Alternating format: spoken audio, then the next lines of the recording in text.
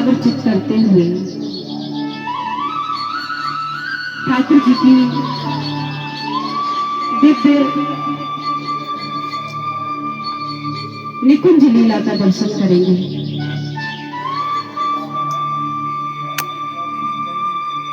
आश्रय जी की प्रेरणा से निकुंज लीला का दर्शन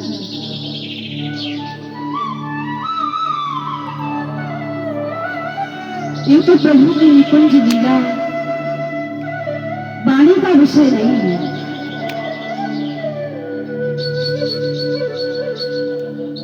कभी की कल्पना भी नहीं पा सकती। ऐसा सुंदर दिव्य अति दिव्य निकुंज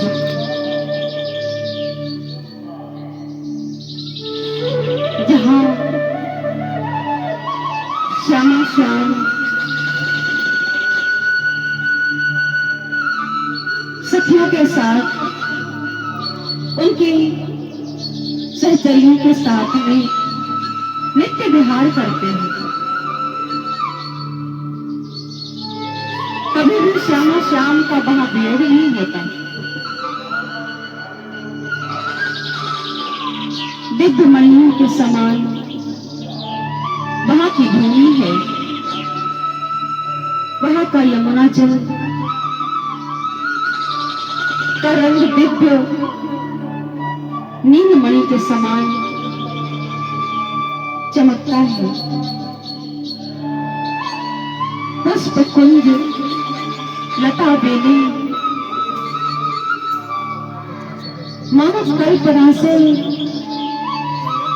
वहां पर दिव्य प्रकाशित होती है। श्यामा श्याम के मन के अनुरूप ही सहचरियां उनकी सेवा करते हैं। और जैसे प्रभु ने द्वापर में आकर के यहाँ लीलाएं की, उसी प्रकार से सखियां वहां भी मनोरथ करती हैं।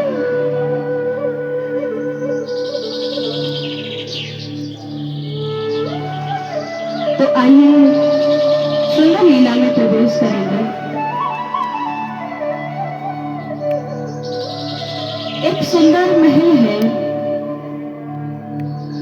जहां श्री जी के निमित्त वह महल बनवाया गया।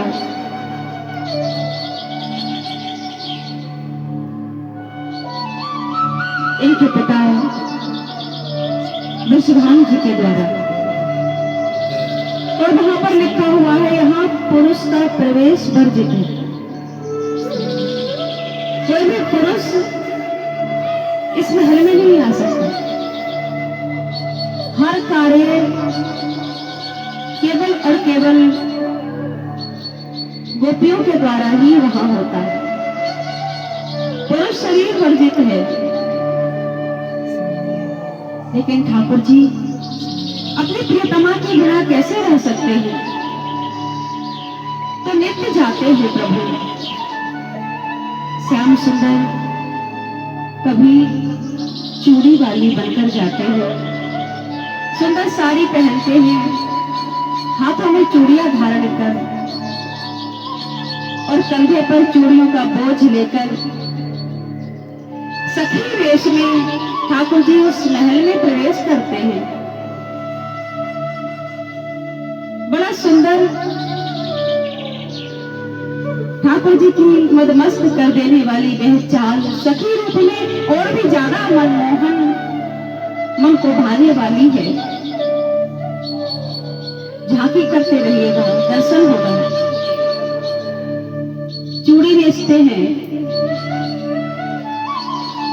और सखियां उस दिव्य रूप को देख करके मोहित हो जाती हैं।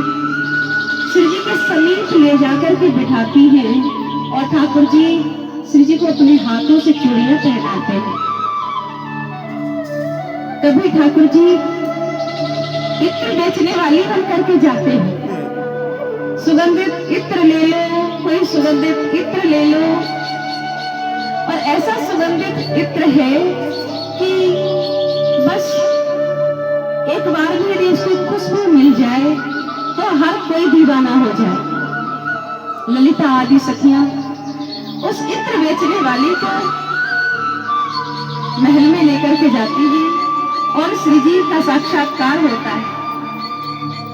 कभी फूल वाली बन करके जाते हैं, पुष्प ले लो, हमारे पास कई कई रंगों के पुष्प हैं, कई प्रकार के पुष्प हैं। और इस प्रकार से ठाकुर जी कभी पीड़ा वाली बन करके जाते हैं, कभी पुष्प वाली बन करके जाते हैं और अपनी सखी श्री राधा को देख करके मंत्रमुग्ध हो जाते हैं। दर्शन करने के उपरांत ठाकुर जी आने लगे। एक दिन ललिता श्याम सुंदर से कहने लगी कि तुम्हें पता नहीं है, इस महल में चले आते हो, यहाँ पुरुष प्रवेश वर्जित है। श्याम सुंदर ने कहा, तो क्या हुआ, मुझे तो आने से कोई नहीं रोक सकता, क्योंकि मैं प्यारे जी को देखे बिना नहीं रह सकता, तो मैं तो आऊंगा, मुझे कोई नहीं रोक सकता। ललिता बड़ी ही चतुर सखी है और उन्होंने कहा, अच्छा तुम ऐसी बात कर रहे हो, यदि आना तुम इतनी बड़ी बात मत करो। हे श्याम सुंदर, अगर वास्तविक पुरुष रूप में आप आ सको तो जानो, आकर के देखो, तब जानो कि वास्तव में आप यहाँ पर आए हो। आप तो स्त्री शरीर धारण करके आ जाते हो, सखी रूप में आते हो ना, इसलिए मैं कुछ नहीं कहती। यदि आप पुरुष वेश में आओ तब बताऊं आपको। श्याम सुंदर कहने लगे, क्या शर्त लगा रही हो? हाँ, मैं आ जाऊंगा। ललिता जी कहती है, यदि आप आ जाते हो तो मैं आपकी आजीवन दासी बन जाऊंगी, और यदि मैंने आपको आने ना दिया तो आजीवन आपको मेरा दास बनना पड़ेगा। ललिता जी ने कहा, प्रभु ने चुनौती स्वीकार कर ली ललिता जी की कि ठीक है। और उसके उपरांत ठाकुर जी वापस लौट आए, लेकिन एकाएक अब लीला में चिंता करने लगे ठाकुर जी, जिनको स्मरण करने से भी चिंता दूर भाग जाती है। लीला है बिहारी जी की, तो बड़े चिंतित बैठे हैं, क्योंकि अब वह क्या करें, एक भी दिन, एक भी क्षण अपनी प्यारी जी के बिना वो कैसे रह सकते हैं। तो विचार किया कि किससे सलाह मांगू, कैसे जाऊं। ललिता ने तो चुनौती दे दी है कि तुम महल में पुरुष वेश में आ नहीं सकते, पुरुष वेश में ही आकर दिखाओ तो जानो। श्याम सुंदर विचार करते हैं, अब क्या करूं। और प्यारे इस चिंता में बैठे हुए एक जगह पर अश्रुपात करते हैं, रोने लगे श्याम सुंदर। उसी समय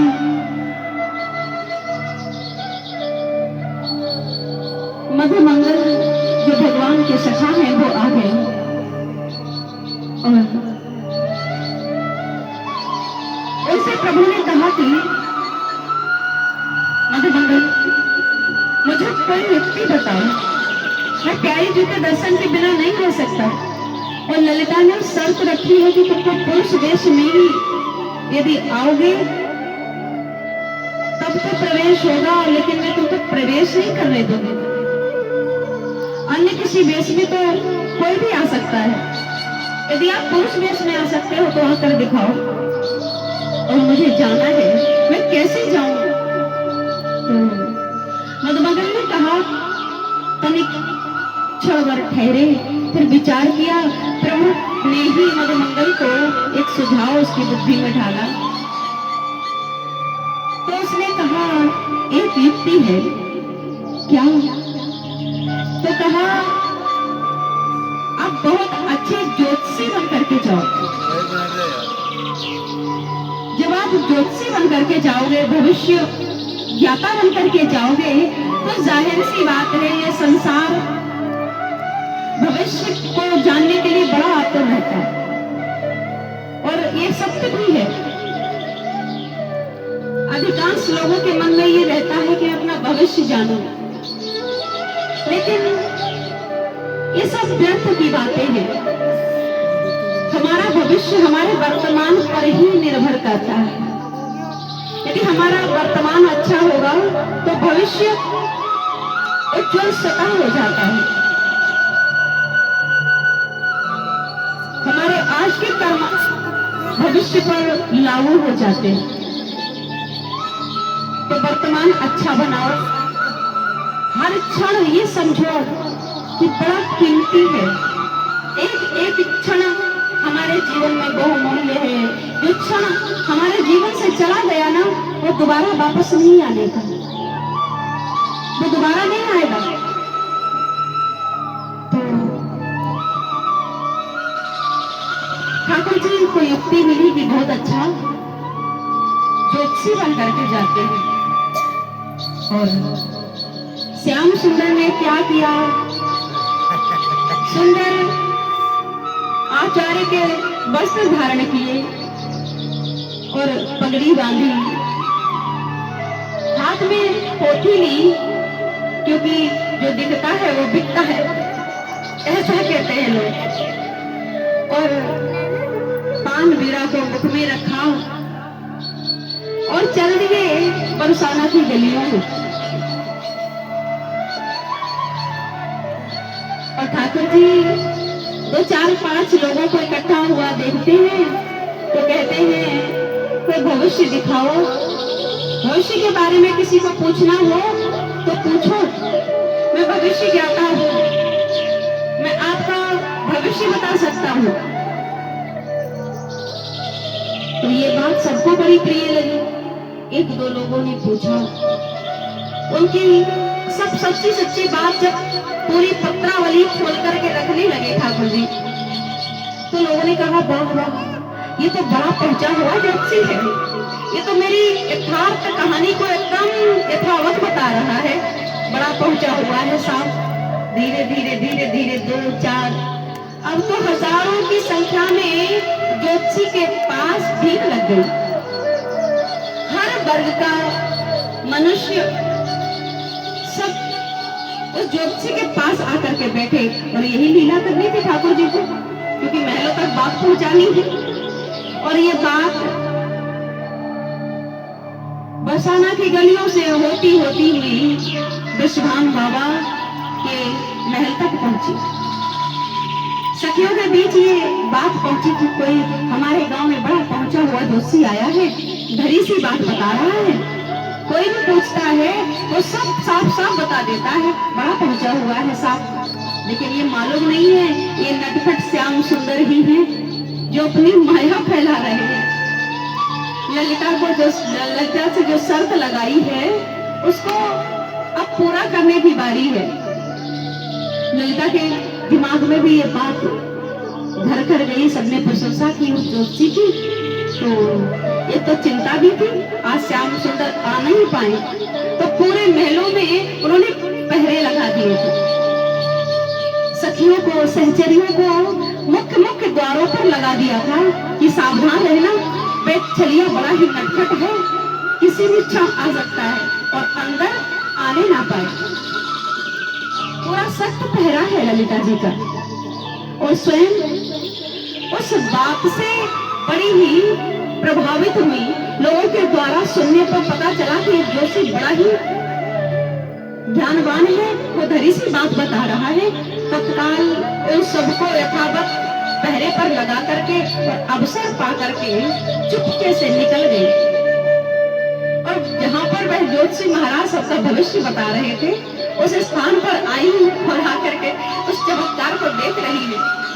और नटखट छलिया तो बड़े चालाक है, उन्होंने दूर से ही अपनी दृष्टि डाली कि हाँ आ रही है, और ज्यादा उनकी तरफ नजर ही नहीं की, एकदम अनदेखा सा कर दिया ठाकुर जी ने, अन्य लोगों को बता रहे हैं। ललिता जी भी अपना हाथ बढ़ाने का प्रयास कर रही है, लेकिन ठाकुर जी ने कहा देखो जिस किसी को भी हाथ दिखाना है तो लाइन में लग जाए, ऐसे नहीं, लाइन से और लाइन से। और इस प्रकार लाइन में खड़ी होकर के ललिता जी ठाकुर जी तक पहुंचे और ठाकुर जी को अपना हाथ दिखाने लगे।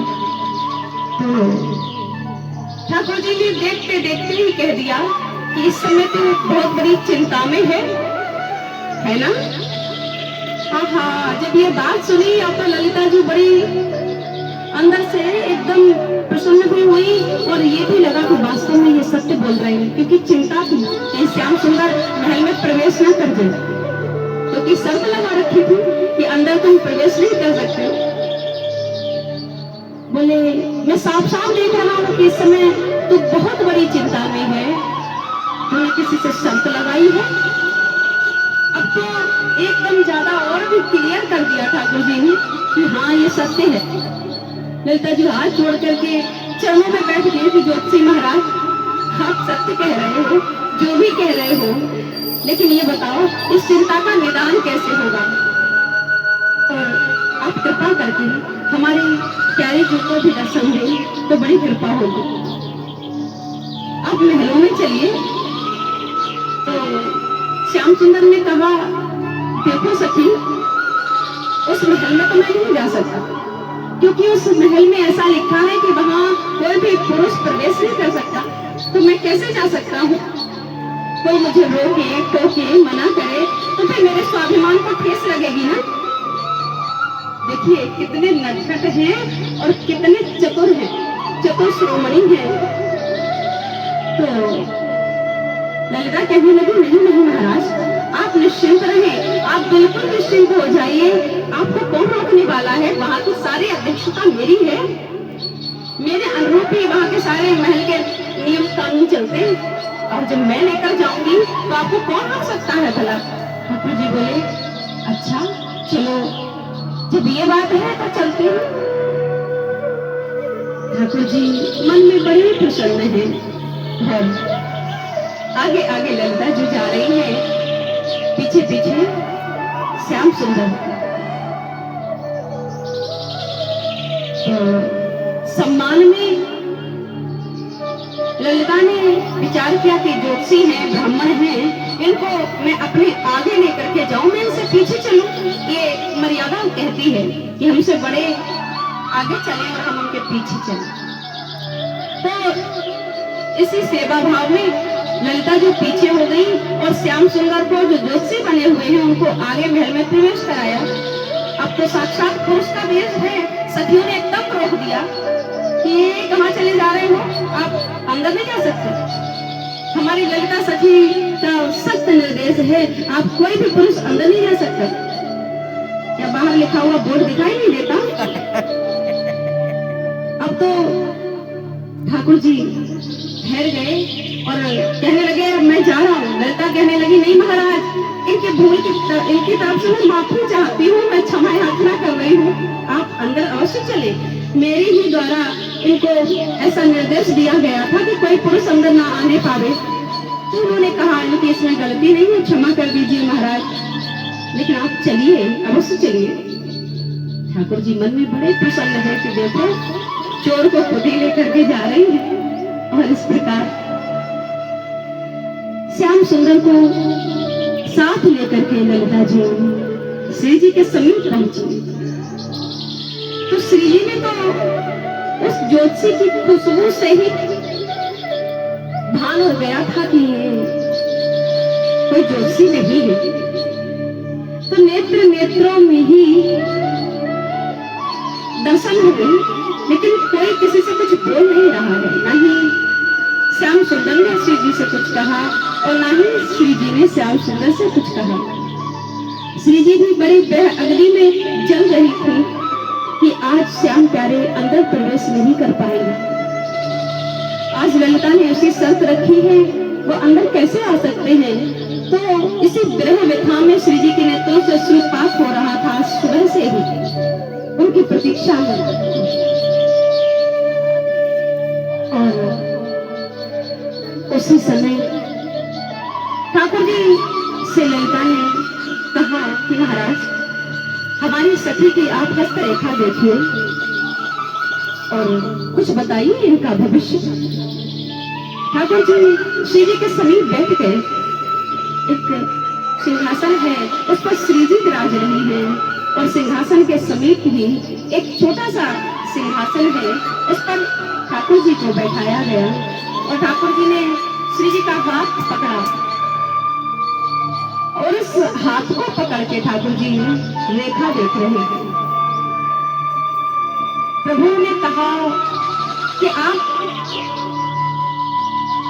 जिसकी प्रतीक्षा कर रही हो वो तो आपके हृदय में ही बैठा है। और हल्के से श्री जी का हाथ पकड़ के दबा दिया। तो ललिता ने अन्य सखियों ने देखा कि ये ज्योतिषी क्या कर रहा है। हमारी सुकुमारी राजकुमारी श्री जी के हाथों को इस प्रकार से दबा रहा है। तो कहा, ए ज्योतिषी, तुम्हारा एक व्यवहार में ठीक नहीं लगा, तुमने हमारे श्री जी के हाथों को ऐसे क्यों पकड़ा? ठाकुर जी राधा जी को इशारा कर रहे थे कि हम आ गए हैं। तो ठाकुर जी ने कहा, देखिए इनके हाथ बड़े कोमल है ना, तो इनकी रेखाएं छुप गई हैं, इनकी रेखाएं दिखाई नहीं दे रही, इसलिए इनके हाथों को दबाना पड़ रहा है, तब रेखा उभर रही है। और इस प्रकार पुनः श्री जी भाव में थे। ठाकुर जी ने पुनः हाथ दबाया श्री जी का कि उनकी तरफ देखें। ललिता ने फिर, क्योंकि ये सखियां श्री जी की पल पल सेवा में रहती हैं, एक श्री जी पलक भी झपकाती है ना, उसका भी, उस सेवा से भी नहीं चूकना चाहती है सखियां। और कोई श्री जी का हाथ पकड़े यूं करके और उसको डांटा ना जाए तो ये कैसे संभव हो सकता है? दोबारा से उस ज्योतिषी ने जैसे ही हाथ दबाया तो ललिता एकदम सर पर आ गई। अरे ज्योतिषी, तुम्हारी बुद्धि खराब हो गई है, हमारी सुकुमारी और इतनी सुंदर श्री जी को देख करके शायद तेरी बुद्धि भ्रमित हो गई।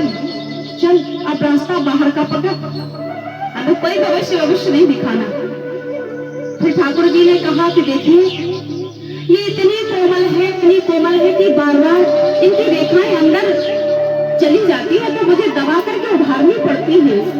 तो फिर पुनः ललिता ने क्षमा याचना की कि दृष्टि दोष हो गया था, मुझे भ्रम हो गया था, ऐसा लगा कि आपकी कुदृष्टि पड़ रही है हमारी श्री जी पर, इसलिए मैंने आपको डांटने की धृष्टता की, मुझे क्षमा कर दीजिए। तो ठाकुर जी ने कहा ठीक है, और श्री जी से कहा ठाकुर जी ने पुनः हस्त कमल दबा करके कि प्यारी जो तुम जिसकी चिंता में बैठी हो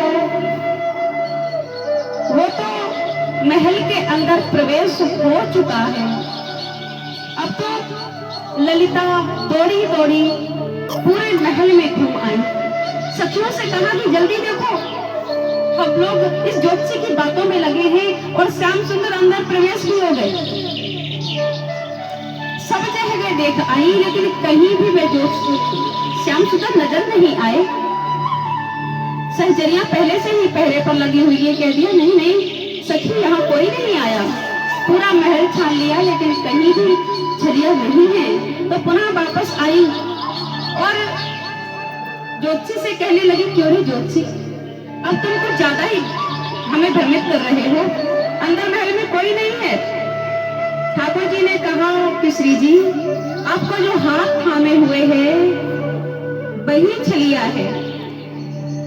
मेरी भविष्यवाणी में कहती है कि आपके समीप आपका हाथ पकड़े हुए जो बैठा है वही श्याम सुंदर है। बोले गोविंद भगवान की। और इस प्रकार से प्रिया प्रीतम एक दूसरे से आलिंगन करते हैं, प्रेम बस भेंट हुई और सारी सखियों ने पुष्प वर्षा की दोनों युगल जोड़ी पर बलिहार जा रही है।